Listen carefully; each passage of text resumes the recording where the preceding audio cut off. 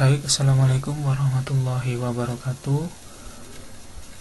Untuk di pertemuan kedua kali ini, Pak Cahyo akan mengajarkan tentang alat ukur mekanik presisi. Sebelumnya Bapak ingatkan kepada siswa yang belum mengumpulkan tugas minggu lalu, segera dikumpulkan, baik melalui WA maupun melalui link Google Form yang sudah tertera di grup. Di pertemuan minggu lalu kita telah mempelajari alat-alat pelindung diri dan keselamatan dan kesehatan kerja dan lingkungan di tempat kerja, khususnya di teknik pemesinan. Untuk pertemuan kali ini mengenai tentang alat ukur mekanik presisi.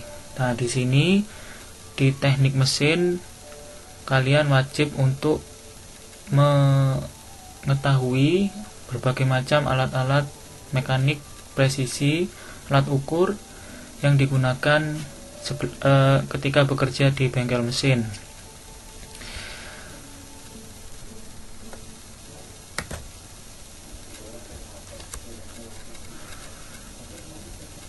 Nah, seperti ilustrasi di sini ya, di video ada gambar sebuah balok yang mana harus diukur, yang mana panjangnya adalah 100 dan 24.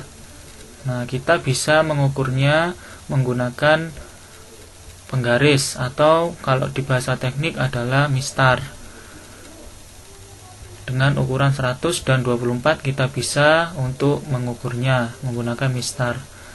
Sedangkan ada balok kedua dengan ukuran 100,15 dan lebar 24. Untuk lebar 24 ini bisa kita ukur menggunakan penggaris atau mistar biasa. Namun untuk ukuran 100,15 ini tidak bisa kita ukur dengan menggunakan mistar karena tidak bisa dilihat angka di belakang komanya. Oleh karena itu, di dalam teknik pemesinan mengutamakan kepresisian dalam segi membuat benda kerja. Jadi tidak boleh sembarangan dalam menggunakan alat ukur. Nah, untuk itu,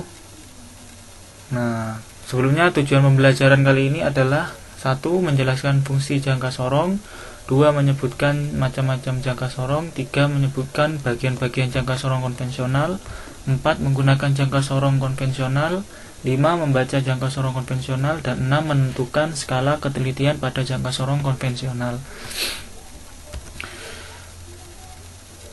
Nah, pertanyaannya adalah apa itu jangka sorong? Kalian sebelumnya pasti sudah mengenal yang namanya mistar atau penggaris, baik dari plastik maupun dari baja. Di teknik pemesinan, mistar juga sering digunakan untuk mengukur atau menggaris objek benda. Sedangkan untuk mengukur dengan ketelitian yang lebih tinggi daripada mistar, di teknik pemesinan digunakan alat yang namanya jangka sorong.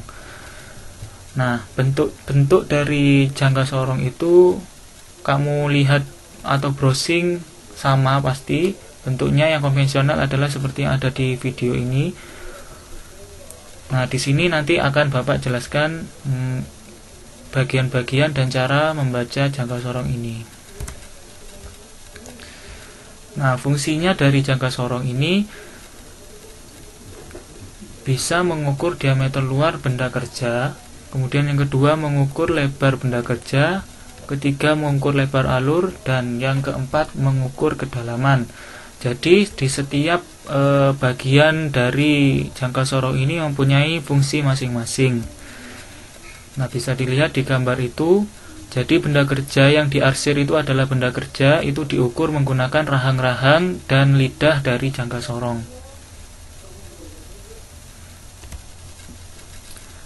Nah, adapun macam-macamnya dari jangka sorong ini ada yang nomor satu adalah jangka sorong konvensional atau biasa. Disebut konvensional apabila cara menggunakannya secara manual atau menggunakan tenaga manusia. Sedangkan jangka sorong analog nomor 2 ini menggunakan adalah modifikasi dari jangka sorong konvensional, yaitu menggunakan jam indikator sebagai tambahan. Jadi cara membacanya adalah dari jam yang sudah tertera pada jangka sorong tersebut. Lebih canggih lagi daripada jangka sorong analog adalah jangka sorong digital. Nah, di sini lebih canggih lagi dan lebih mudah dalam menggunakan lagi, karena bisa langsung dilihat seperti angka-angka pada kalkulator. Di sini apabila rahang itu dibuka, maka indikator angka-angka akan berubah. Nah, macam-macam jangka sorong. Ini ada jangka sorong kedalaman, ya. Ini lanjutan dari sebelumnya. Yang keempat adalah jangka sorong kedalaman. Ini fungsinya untuk mengukur kedalaman benda kerja. Contohnya adalah seperti dalam video ini.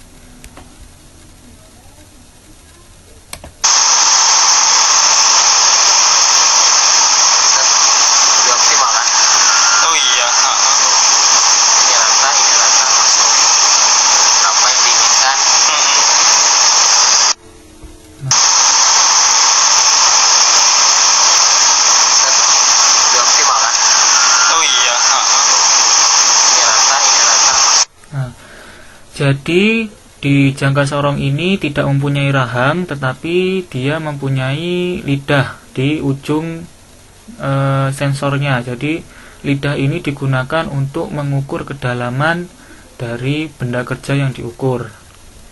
Nah, di sini sistemnya sudah menggunakan digital, jadi langsung bisa dibaca di situ.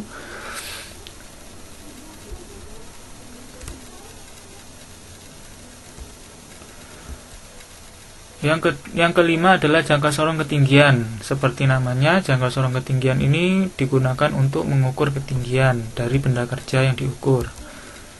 Nah, videonya adalah seperti ini.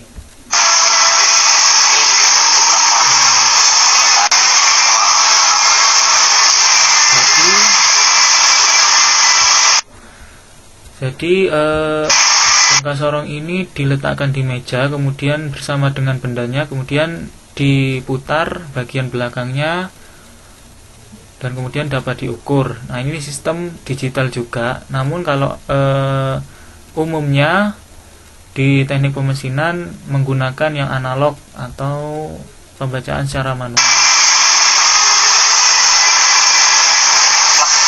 Nah, di situ bisa langsung dilihat di sini rahangnya adalah di sini rahangnya menyentuh benda kerja sesuai dengan ketinggiannya, kemudian dapat langsung dibaca di sini di sistem digital.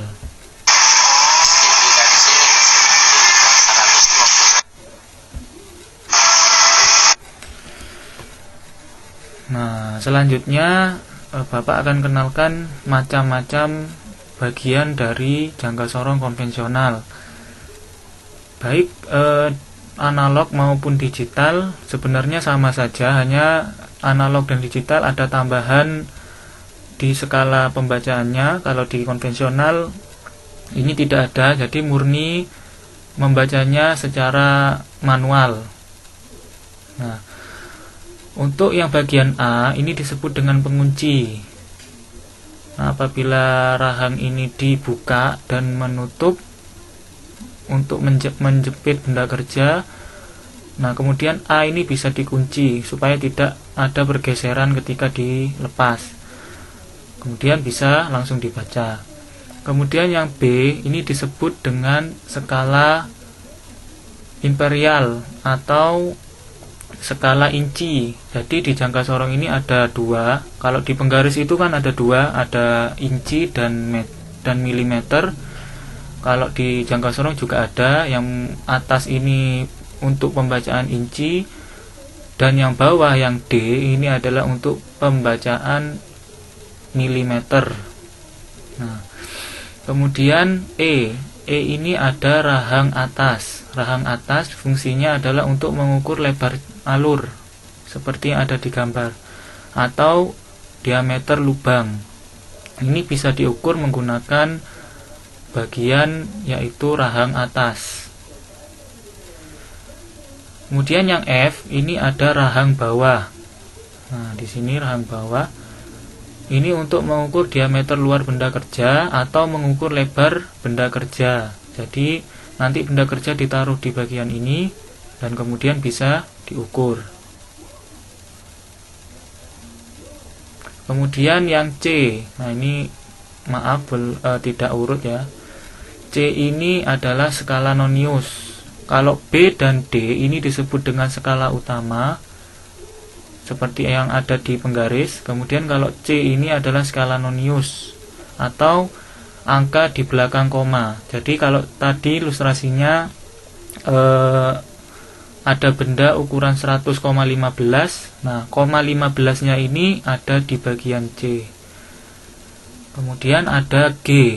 G ini adalah lidah dari jangka sorong. Lidah dari jangka sorong berfungsi untuk mengukur kedalaman. Jadi jangka sorong yang tipe seperti ini itu multifungsi, bisa digunakan untuk mengukur lebar lubang atau diameter lubang atau lebar celah, kemudian dapat mengukur diameter luar atau mengukur lebar benda, dan yang ketiga dapat mengukur kedalaman. Nah, ini ada lidahnya. Jadi ketika yang C ini, rahang geraknya ini digeser atau disorong, ini akan lidahnya akan ikut keluar atau menjulur. Jadi di jangka sorong ini ada dua rahang, yaitu rahang tetap dan yang kedua adalah rahang bergerak. Nah, ini adalah rahang bergerak yang ditunjukkan oleh kursor. Nah, kemudian ada lidah juga. Untuk cara penggunaannya ini bisa dibaca. Yang pertama, pastikan skala ketelitian jangka sorong tepat untuk digunakan. Jadi ketika jangka sorong ini disetangkupkan, ini posisinya harus 0 antara skala nonius dan skala utama. Nanti akan Bapak jelaskan lebih lanjut. Kemudian kendorkan baut pengunci, pastikan skala pada jangka sorong presisi, buka rahang tetap dengan menggeser rahang bergerak. Bersihkan permukaan benda kerja yang akan diukur, sentuhkan sensor pada permukaan yang hendak diukur. Sensor di sini bisa rahang bawah, rahang atas, atau lidah pengukur. Kemudian kencangkan baut pengunci, angkat jangka sorong dari benda kerja, baca ukuran pada skala jangka sorong. Nah, ini mudah sekali.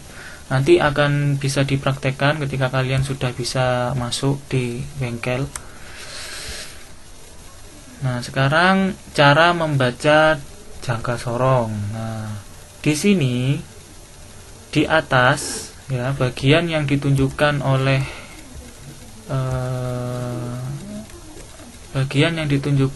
angka D atau B ini adalah skala utama dan C adalah skala nonius. Nah, di gambar ini di gambar ini diambil skalanya saja. Jadi yang ini adalah skala utama atau B dan D tadi, kemudian yang bawah adalah skala nonius. Ketika rahang itu rapat atau dirapatkan, ini 0 di sini di skala nonius, ini akan lurus dengan 0 yang ada di skala utama. Nah, ini yang dinamakan dengan presisi. Kalau semisal dirapatkan tapi posisinya 0-nya ada di sini, berarti jangka sorong itu sudah rusak atau tidak dapat digunakan lagi. Nah, untuk membacanya, pertama adalah baca skala utama terlebih dahulu. Nah, ketika indikatornya adalah angka 0 yang ada di skala nonius. Jadi kita hitung 0, 1, 2, 3, 4, 5, 6, 7, 8, 9. Nah, ini berarti 9. Yang ditunjuk ini adalah sudah 9 mm. Ukurannya di teknik pemesinan adalah mm. yang skala utama menunjukkan 9 mm. Kemudian baru dibaca skala noniusnya. Membaca skala noniusnya ini dilihat yang lurus dengan garis skala utama. Nah, ini yang ditunjukkan oleh tanda panah ini adalah yang lurus dengan skala utamanya. Jadi kalau tadi skala utamanya adalah 9 mm, maka 0 komanya itu, angka di belakang komanya adalah 10 dan 15 atau 15 mm. Jadi 9,15 mm.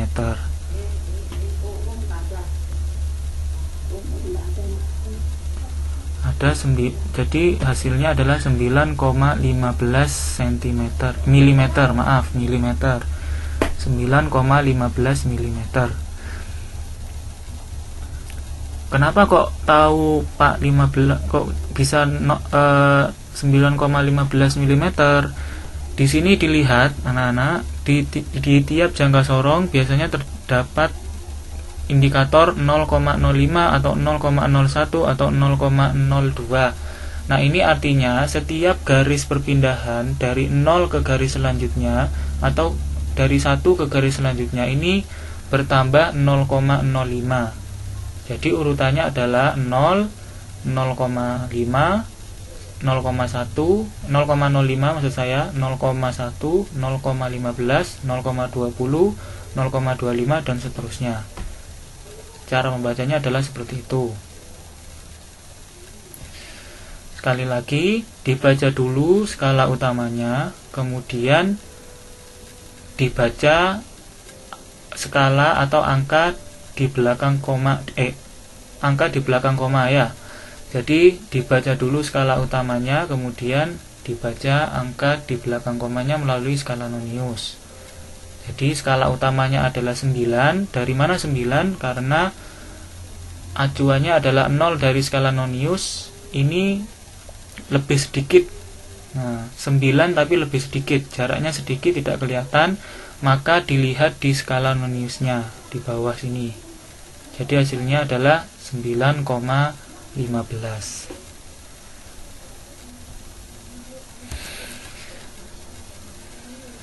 Nah, ini ada sedikit latihan. Yang pertama adalah tentang bagian-bagian jangka sorong. Nanti kalian tolong untuk sebutkan bagian-bagian ini, kemudian beserta fungsinya di buku tulis masing-masing. Jadi A itu apa, B itu apa, C itu apa, D itu apa, E itu apa, kalian tulis di buku masing-masing. Kemudian tugas yang kedua adalah membaca jangka sorong. Seperti tadi yang Bapak katakan, baca dulu skala utamanya, kemudian dengan melihat 0 yang ada di skala nonius, ini ada di mana. Kalau ini 10, dihitung 10, 11, 12, 13, 14. Komanya ini dilihat di bawahnya atau skala noniusnya.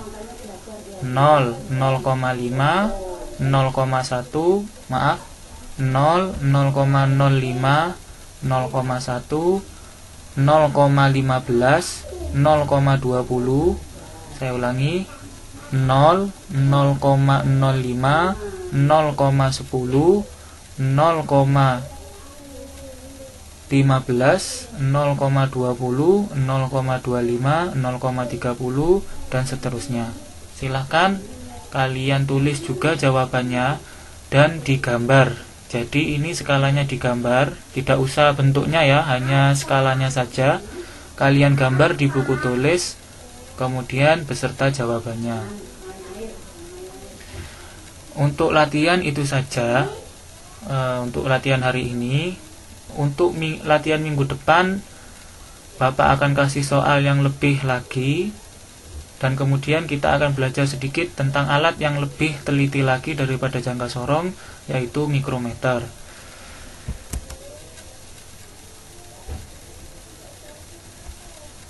Nah, ini latihannya ada 2 ternyata. Ada nomor 1 yang ini ya, kemudian yang 2 adalah yang ini. Silakan kalian, ini tidak usah dulu. Ini karena skalanya lebih tinggi. Minggu depan Bapak akan ajarkan yang skala lebih presisi lagi.